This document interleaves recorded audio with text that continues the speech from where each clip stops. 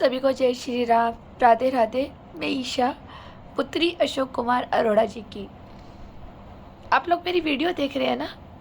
मेरा क्या कसूर, मेरी ज़िंदगी का सच, मेरी ज़िंदगी का बहुत कड़वा सच। आज पहली नवरात्रि है। मैं आपको वो सच बताना चाहती हूँ कि मेरे साथ क्या क्या हुआ था। आप लोग मेरी वीडियो देख रहे हैं वो तो बहुत कम है। आपने मेरी एक वीडियो देखी होगी कि मेरे पिता की संपत्ति पे इन लोगों ने आग लगा दी थी ताकि मेरी बहन को और मेरी मम्मी को मारा जाए, ताकि संपत्ति हड़पी जाए। आप लोगों के बीच में मैं ये भी सच डालना चाहती थी मेरे को, ये बल्कि ये वाली बात आपको पहले बता देनी चाहिए थी, लेकिन मुझे लगा कि स्टोरी आगे पीछे हो जाएगी मेरी। आज पहली नवरात्रि है, मैं नहीं जानती ये वीडियो कब अपलोड हो, आपके पास कब तक सेंड हो। कई बार मेरे पास नेटवर्किंग की भी प्रॉब्लम होती है तो टाइम पे सेंड नहीं हो पाती है। आज मैं बहुत इमोशनल हूँ क्योंकि 2013 में मार्च के महीने में मेरे हस्बैंड पंजाब गए थे। 4 धाम यात्रा का काम करते हैं ये, और पंजाब के ड्राइवर भाई आते हैं हमारे पास, तो उनसे मीटिंग डीलिंग जो भी करने जाना होता है, तो ये उस काम के लिए बाहर गए हुए थे। ये छोटी सी स्टोरी है लेकिन मुझे बहुत हिला देती है, जो मुझे सोने नहीं देती। मैं तिल तिल उस घर में मरी हूँ। मेरी किसी ने नहीं सुनी, ना मेरी दादी ने, ना बुआ ने, और तो और इन बेरी परिवारों ने मेरा पागल का भी कागज बना रखा है हॉस्पिटल से कि बहू पागल है, पहले टॉर्चर कर लो बहू को। मेरा पति भी मेरे पक्ष में नहीं था। अब तो ऐसा गूंगा बन जाता था, गूंगा बहरा, जैसे मेरी आवाज़ उसके कानों तक ही नहीं जाती, बस उतनी आवाज़ आती थी। बस उसको रात को बिस्तर दिखता था, उसके अलावा तो मैं उसके घर की एक मैट थी, एक अच्छी कुक थी जो अच्छा सा खाना खाता था। उसे कोई फ़र्क नहीं पड़ रहा था। मेरी माँ इसको टॉर्चर कर रही है, रो रही है, मुझे बता रही है, इसको कोई फ़र्क नहीं पड़ता था।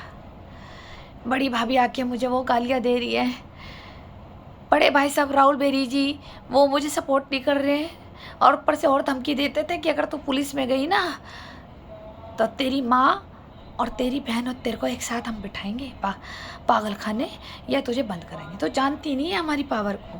तू जहाँ फंस गई है ना, या तो हमारी चलती है या तू अपनी करेगी। तो मेरी मम्मी और मेरी बहन और मेरे नाम पर 3-3 हज़ार रुपये पोस्ट ऑफिस से आते थे, क्योंकि हमारी MIS चलती है वहाँ से।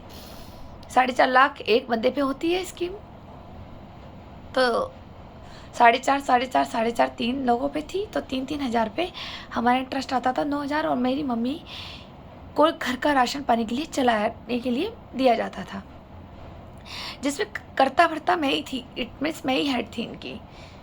मेरी सास ने मुझे कहा कि वो पोस्ट ऑफिस के पैसे सारे मुझे चाहिए जो तो इंटरेस्ट लाती है। मैंने कहा वो नहीं मिलेगी, अगर वो मैं आपको दे दूंगी तो मेरी मम्मी खाना खाने कहाँ जाएगी, मेरी बहन कहाँ जाएगी। बोली वो हमने ठेका नहीं ले लिया, तू भी तो हमारे घर में रोटियां खाती है ना, इसका तो तू देगी ना। मैंने कहा तो मैं 9,000 रुपये महीने का खाना खा लेती हूँ। खा लेती हूँ तो बताओ। बोली तो जवान चला रही है। मैंने कहा उसके बदले तो मैं आपको काम करके दे दूँ ना पूरे घर का। अगर आप मुझे 2 टाइम का खाना देते हो तो मैं आपकी पूरी सीढ़ियाँ साफ़ करना, आपका पूरा घर साफ़ करना, खाना बनाना, कपड़े धोना, सब कुछ कर रही हूँ ना मैं घर का काम। कह रही नहीं मेरे को रहना है ना, तू मेरे कमरे में रहती, ये कमरा मेरी कमाई से बना हुआ है। मैंने कहा आप अगर इस तरह से मुझे टॉर्चर करोगी ना तो मैं कोर्ट ज़रूर जाऊँगी। फिर मुझे कोर्ट लिख के देगी कि इस कमरे में रहने की मालिक मैं ही हूँ। तो बोली कि मैं तो बोल दूँगी, ये तो मेरी गंदी भाषा में बोला, इसलिए मैं आपको नहीं बताऊँगी कि मेरी तो खुद की दल्ली की कमाई है। अब इससे भी गंदा लफ्ज़ बोला था, मैं आप लोगों के सामने नहीं बोलूँगी कि ये तो मेरी दल्ली की कमाई है। मैं तो नंगी हो जाऊँगी कोर्ट में। तू नंगी हो सकती है तो बता। इसने मुझसे बहस करी बहुत। काका जी पंजाब गए हुए थे। मैंने कहा पैसे तो मैं नहीं दूंगी मम्मी, आप चाहे कुछ भी कह लो, पैसे मेरी माँ का अधिकार है, जब तक वो जिंदा है। मेरी माँ मर जाएगी उसके बाद मैं आपको देना शुरू कर दूंगी, आप ले लेना। मैं सोच लूँगी कि मेरी माँ के पास ही जा रहे हैं। कह रही नहीं, तुझे मेरे घर में रहना ना, इस कमरे का 5,000 किराया है, या तो तू मुझे 5,000 पूरे वसूल करके दिया कर, ठीक है, और नहीं तो तू ये घर खाली करते अपने पति के साथ, और नहीं तो तू यहाँ से चली जा। इसने मुझे टॉर्चर किया और बहस करी, और ये जाके दोपहर हो रही थी, इसने लंच वंच किया और फिर जाके किड़क करके ये सो गई। मुझे लगा ये सो गई, फ़ोन मुझे ये चलाने देती नहीं थी, तो मैंने जाके मैं भी सो गई। मैंने कहा चलो मैं भी लेट जाती हूँ, जब कोई काम ही नहीं है, पति बाहर गए हुए। तो इसने क्या करा, जब मेरी आँख लग गई दोपहर को, मैं भी सो गई थी, ये भी सो गई, तो आँख लग गई मेरी। मुझे तो लगा ना ये सो गई, तो मैं भी बेफिक्र हो के सो गई। तो ये धीरे से मेरे कमरे में घुसी। मैं लॉक करने का तो मतलब ही नहीं, कुंडी तो लगाने ही नहीं देती थी। इतनी खतरनाक इसकी आवाज़ थी मेरे लिए, इतना बदतमीजी से बोलती थी कि मेरे को खौफ रहता था। तो ये मेरे रूम में घुसी, मेरी आँख लगी हुई थी, और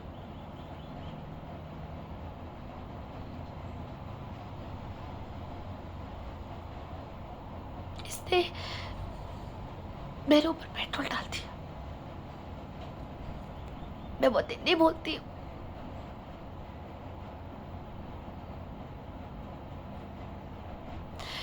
इसने मेरे ऊपर पेट्रोल डाल दिया, और मैं सॉरी थी। इसने बोतल से मेरे ऊपर पेट्रोल डाला, और मेरे को मेरी एकदम अचानक से आँख खुली, और मैंने देखा कि मेरे ऊपर पेट्रोल डाल रही है, और मुझे कहा मैं तेरे को जला दूंगी। और इसने जब माचिस जलाई, मैंने तुरंत अपने पैर से इसकी माचिस घेर दी। जितने में माचिस उठा रही थी ज़मीन से, मेरे बेड के जस्ट बराबर में ही बाथरूम था, वॉशरूम, मैं उसमें घुस गई। मैं उसमें घुस गई और मैंने तुरंत अपने ऊपर पानी डाला। तुरंत मैंने शावर सारे नल खोल दिए, और जो बाल्टी में थोड़ा बहुत पानी था मैंने उसको भी अपने ऊपर डाल लिया। और मैं बाहर निकली, मैंने इसको बोला आप जला, अब जला। और मैं जोर से चिल्लाई, किराएदारों को भी आवाज़ आई थी। और मैं उस वक्त इसने एक गलती करी, इसने सोचा कि मैं बहू को जला दूंगी तो मैं तुरंत बाहर भाग जाऊंगी कि, और ये कह दूंगी कि भाई इसने आत्महत्या कर ली काके के पीछे। ये इसने कुंडी, जो मेन गेट था इसका, इसने वहाँ लॉक नहीं लगाया था, और मेरे बेडरूम में तो लॉक होने का मतलब ही नहीं होता। और मैं तुरंत इसको धक्का दिया और मैं बाहर भागी। गेट खुला था तो मैं बच गई। मैं बाहर भागी, मैं सीढ़ी से भागी, जबकि 2 सीढ़ी में लपकी मीन्स फिसली भी। मैं दोबारा भागी, मैंने चीखें मारी बचाओ बचाओ। तो नीचे जो किराएदार रहते थे वो लोग थे। दोपहर के लगभग 2:30 से 3 टाइम था, और मैं बाहर निकली तो मैं सीधा बाहर निकली, और कोई नहीं था कॉलोनी में उस वक्त। इनकी कॉलोनी में बड़ा सन्नाटा रहता था। जिसने देखा था वो महिला मुझे पता है, मैं पुलिस को नाम लूँगी उसका, जो इस महिला को पता है। और एक ये जो किराएदार थी, एक ऊपर वाली किराएदार थी। तो जब मैं भागी तो मम्मी ने शोर मचाया, और वही जो नीचे वाली किराएदार थी, इनके यहाँ IPL चलता था। जी हाँ, IPL की भी मैं डालूँगी आपको। इनके यहाँ IPL चलता था, जिसमें मेरी सास का पूरा इन्वॉल्वमेंट था इनके साथ। तो वो मेरे को भागती हुई आई, मैं उनको दीदी बोलती थी, वो भागती हुई आई कि रुक रुक रुक ईशा, रुक बेटा रुक, मैं हूँ ना। और मैं सीधा भाग रही थी पुलिस पूछने। मुझे नहीं पता था सप्तऋषि चौकी यहाँ आसपास पुलिस है। तब मेरी शादी को आप लगा लो मार्च में कितने महीने हुए होंगे, मुझे पास की पुलिस ही नहीं पता था। मैंने सोचा था नुक्कड़ पे भागती हूँ, मुझे लोग बचा लेंगे, और मैं नुक्कड़ से ही पूछूंगी पुलिस का है, पुलिस स्टेशन का है। उससे पहले मैं नुक्कड़ पे पहुँचती, मुझे उन दीदी ने हाथ पकड़ लिया, किराएदारनी ने, कि समझा के फुसला के ज़बरदस्ती पकड़ के मुझे ले आई कि अरे आंटी ऐसे जला रही क्या, ऐसे कोई। और मैं खूब रो रही हूँ कि मुझे जला डालेंगे, मुझे जला देंगे मुझे। मेरी सास ने मुझे ऊपर पेट्रोल से भीगी हुई थी, लेकिन मैं पानी से भी भीगी हुई थी। उन्होंने कहा मैं हूँ ना, ऐसे कर देगी क्या आंटी, ऐसे कर देगी क्या, अरे पागल है क्या, मैं बुलाऊँगी पुलिस को, तू चल। वो मेरे को ज़बरदस्ती ले गई। वो भी इसलिए ले गई ना क्योंकि वो भी अपनी बहू को तंग करती थी। तो वो भी मुझे समझा के बुला के अपने पास बिठा के मुझे पानी पिलाया, गले लगाया, और इसने कहा कि आंटी को भी, मेरी यानी कि मेरी सास को समझाया कि ये ठीक नहीं था आंटी। तो मम्मी ने ताली बजाई और मम्मी ने कहा वाह, आज तो बच गई, कितनी बार बचेगी।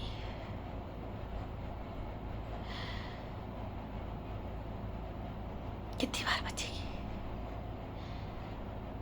तेरी किस्मत तो बहुत तेज है। ये तूने जो मुझे बदनाम किया है ना, बाहर भागी तू, दूसरा मौका भी हाथ लगेगा।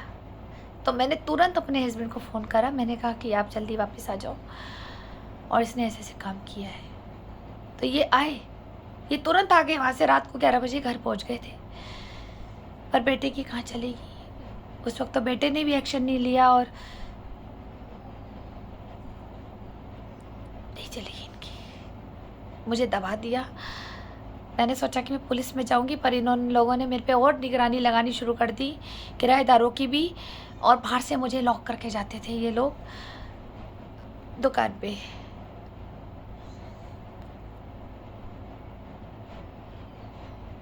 आपको मजाक लग रहा होगा, मेरे साथ ये हुआ है। मैं दर्द सह सह के इतनी मजबूत हो गई हूँ कि अगर आज मैं रोना भी चाहूँ ना, मेरे आंसू नहीं निकलते। मैं बहुत रो ली हूँ, मैं इतना रो ली हूँ,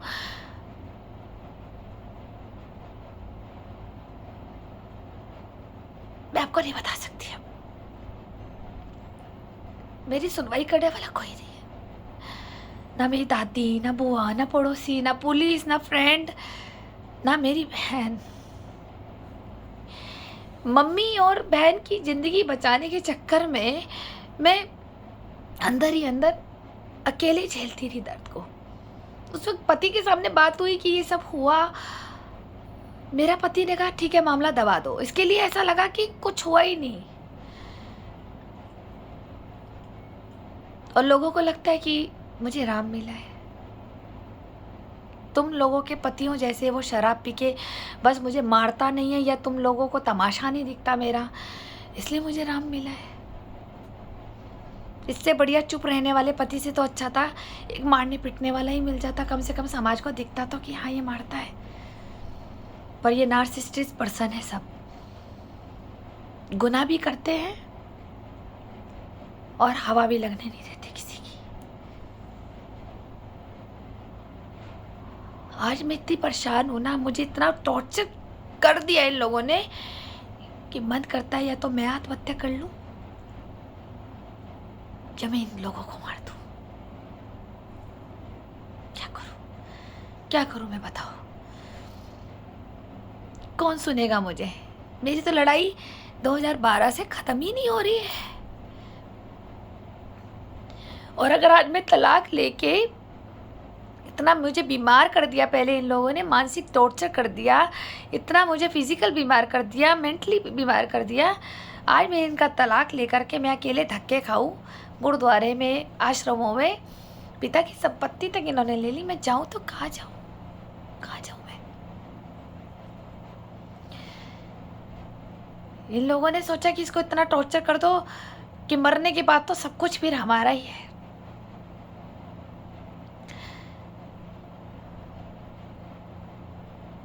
मैंने वो संघर्ष झेला है जिसमें आप लोग खुद फांसी लगा के मर जाते, लेकिन अगर आज मैं जिंदा हूँ ना, सिर्फ मेरे पास एक जिम्मेदारी थी कि मेरी माँ और मेरी बहन। फिर माँ चली गई दुनिया से, तो मैं बहन की शादी तक रुकी थी कि चलो इसकी शादी कर दूँगी, दामाद आ जाएगा, मेरा भी सारा बन जाएगा, हिमानी का परिवार बन जाएगा, मेरा भी सारा बन जाएगा। फिर फैसला लूंगी कि पति को भी छोड़ना है मुझे। लोगों को पता था कि मेरी जान बसती है हिमानी में, पर इन्होंने मेरी बहन को मेरे खिलाफ कर दिया। पापा की संपत्ति छीन ली, मुझे आने नहीं देते।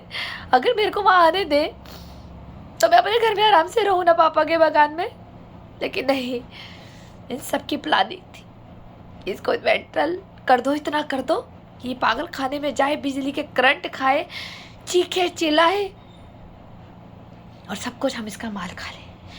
उधर से बहन को बर्बाद कर दो, उधर से माँ को मार दो और इधर से इसको बर्बाद कर दो पागल खाने भेज के। ये है बेरी परिवार की असलियत। जो कहते हैं ना कि बहू जवान चलाती है, बहू तो आज इतने साल बाद जवान चला रही है। दर्द है यहाँ। मैंने कहा ना, मैं बहुत रोई हूँ अपनी लाइफ में, लेकिन मेरे आंसू सूख गए। बाबुल जो तुमने सिखाया, जो तुमसे पाया, सजन घर ले चली। तो इनके लिए एक अच्छी बहू बन गई अपने संस्कारों में, अपने डिसिप्लिन में, लेकिन मुझे मजबूर करते थे कि मैं इनके गंदे कामों में इन्वॉल्व हो जाऊँ। और फिर इनसे सब कुछ आसानी से छीना जाएगा, दोनों बहनों से, और पूरी ज़िंदगी ब्लैकमेल करेंगे, पूरी ज़िंदगी हम इनसे धंधा कराएंगे और फिर उसके बाद हम इनकी कमाई खाएंगे। और जब ये अपने कर्मों के फल भोगेंगी दोनों बहनें, कैंसर हो जाएगा, एड्स हो जाएगा और फिर इनको हम सड़क पे छोड़ देंगे। फिर कहेंगे देखो ये तो धंधे वाली थी, कर्मा तो भोगेंगी ना। जब 36 लोगों का गू खाया इन्होंने, तो कर्मा तो भोगेंगी और इनसे सब छीन लिया जाएगा। एक देह व्यापारी की हम इनको पेश कर देंगे, दोनों बहनों को सब कुछ ले लेंगे, सड़क पे कर देंगे, या इनको जीपी रोड में दिल्ली छोड़ेंगे, जहाँ राहुल बेरी जी अच्छी वाकिफ़ है उस रोड से, राहुल बेरी जी हमारे, और दुबई छोड़ देंगे शेख के पास। कीमत तो अच्छी मिलेगी ना, लाखों लाखों में दोनों बेटियों की। तो ये इस तरह से अमीर होते हैं कि कैसे बेची जाती है घर की बहू बेटियां। इसीलिए तो मुझे तंग किया जाता है कि मैं इनके सारे राज जान गई थी। तुम्हें विश्वास नहीं आएगा मेरी इस कहानी पे। मैं तो उस दिन मरते मरते बची जब इन्होंने मुझे पेट्रोल डाल दिया। फिर खुश हुई कि अरे आज तो मर जाती, काका तो आ गया ना 11 बजे। मैं तो कहती थी आत्महत्या कर ली इसने, देख बहू तो पागल हो गई थी हमारी, आत्महत्या करके खुद ही मर गई, खुद ही इनने लगा ली आग। मैं तो थोड़ा सा रो लेती बाहर जाके। जी हाँ, इसकी गवाह वो किराएदार है, ऊपर वाली किराएदार थी, एक आंटी और है जिन्होंने मुझे देखा था,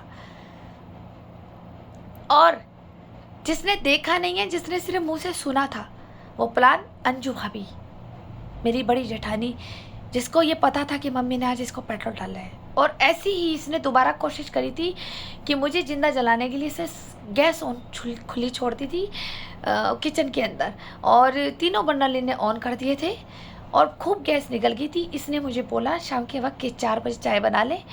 जब मैं किचन में गई तो स्मेल चढ़ी मुझे बहुत जल्दी, मैंने सारा एडजस्टमेंट चलाया और मैंने सारी गैस निकाल दी, तब भी मैं बच गई। और इसने मेरी बड़ी भाभी को बोला जाके कि आज तो ये हरामजादी बच गई, मैंने तो गैस भी खुली छोड़ दी थी। जैसे ये अगर आज लेटर लगाती तो भड़ाक हो जाता किचन में और मैं हल्ला मचा देती, हाय हाय मेरी बहू मर गई, हाय मेरी बहू मर गई, सिलेंडर फट गया, सिलेंडर मर गया। जबकि बड़ी भाभी ने बोला कि मम्मी तुम पागल हो क्या, जेल चली जाती। तो बोली अरे बहू मर गई, अचानक सिलेंडर फट गया, किसके घर नहीं फटता सिलेंडर।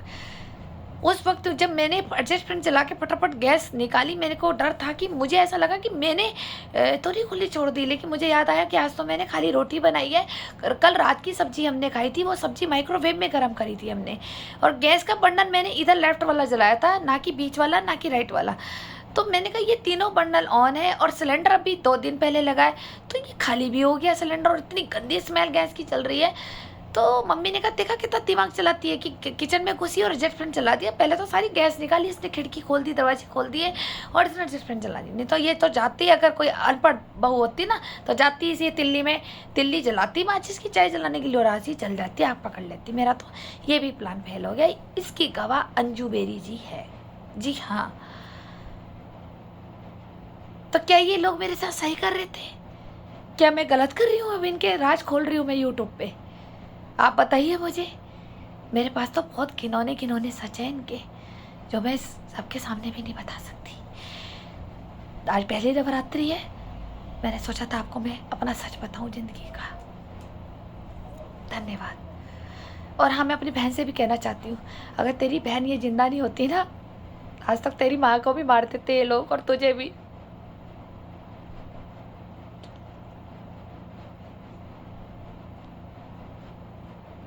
तुम लोगों को बचाते बचाते अपनी जिंदगी दांव पे लगा दी, और आज तो पता नहीं कहाँ छुपती मिल रही है, ये सोचकर कि तेरी बहन खराब है।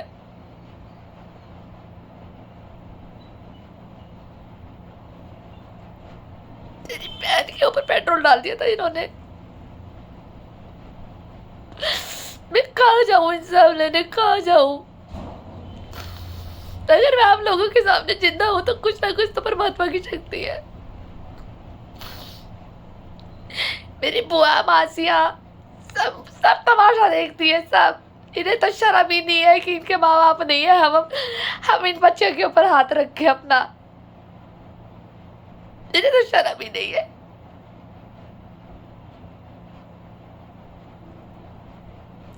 इतनी मुश्किल से मैंने पल पल अपनी जान बचाई है। लोग कहते हैं कि सास को छोड़ के इतनी जल्दी अलग हो गई, अब तक तुम्हें जिंदा ही नहीं होती उस घर में। पुलिस की धमकी देती है। पुलिस कैसे इसने मुझे दिखाई, मैं आपको आगे भी वीडियो में बताऊंगी। समाज कहता है कि बहू खराब है। मुझे पता है कि चार दीवारी के अंदर मेरे साथ क्या हो रहा था। मैंने अपनी आवाज टाइम पे नहीं उठाई तो इसका मतलब ये कोई है कि मैं गलत हूँ। मैं उन पड़ोसी से भी पूछूं, मैंने तुम्हारा क्या बिगाड़ा जो तुम मेरे साथ बदतमीजी करते थे? पूछूं मैं उन दीप तिवारी से, राजकुमार से? पूछूं मैं रतन मंडी डोभाल जी से, जो आपकी बीवी मेरे पास आ गई थी मुझे मारने? सारी प्लानिंग प्लॉटिंग मेरे को प्रचार करते आए। मैंने कभी किसी का कुछ किया है? किया है तो बताए मुझे।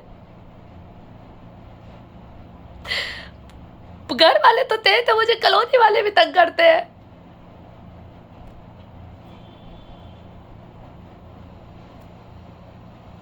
पहला नवरात्र है आज, कीड़े पड़ेंगे तुम लोगों को, कीड़े कीड़े लग लग के सड़ोगे तुम। किसी की बेटी के साथ तुम ऐसे करते हो।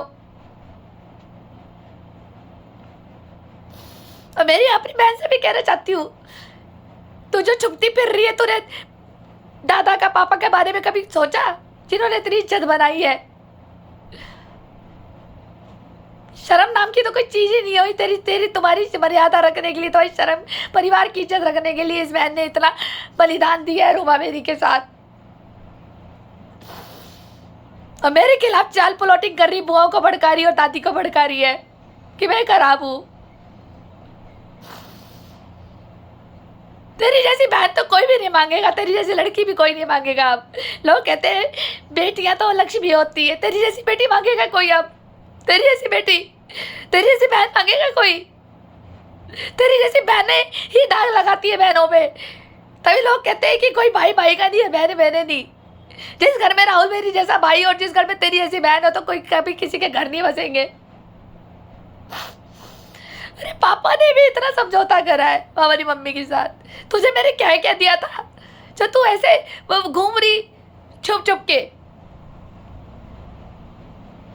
नहीं छोड़ेंगे तुझे पापा, तू याद रखियो, तुझे कभी पापा नहीं छोड़ेंगे। तेरे कर्मा भी तुझे भरने पड़ेंगे, तू याद रखियो ईमानी। तेरे कर्मा भी तुझे, तेरे को तेरा पीछा नहीं छोड़ेंगे। मैं तो तुझे फिर भी माफ कर दूंगी क्योंकि मैंने तुझे पाला है, लेकिन तुझे पापा कभी माफ नहीं करेंगे जो तूने मेरे साथ गद्दारी करी है, जो तू चुपती रही और तूने मेरे को बदनाम करने की कोशिश करी। तुझे तो मेरी बहन कहते हैं कि बहन तो बराबर की होती है, अपनी बहन का दर्द समझती है। तू मेरे खिलाफ ही प्लानिंग प्लॉटिंग कर रही है। कहाँ मरेगी तू, कहाँ मरेगी? मैंने तो जीवन व्यतीत कर लिया, मैं तो चली जाऊंगी पापा के पास। जब तेरे साथ होगा ना तब पता लगेगा तुझे। करवा तो सबने भोगना है, मैंने तो भोग लिया ना, अब तुम्हारी बारी है तुम लोगों की। जो तूने मेरे साथ करा है ना, तुझे पापा देख रहे हैं और तेरे महादेव।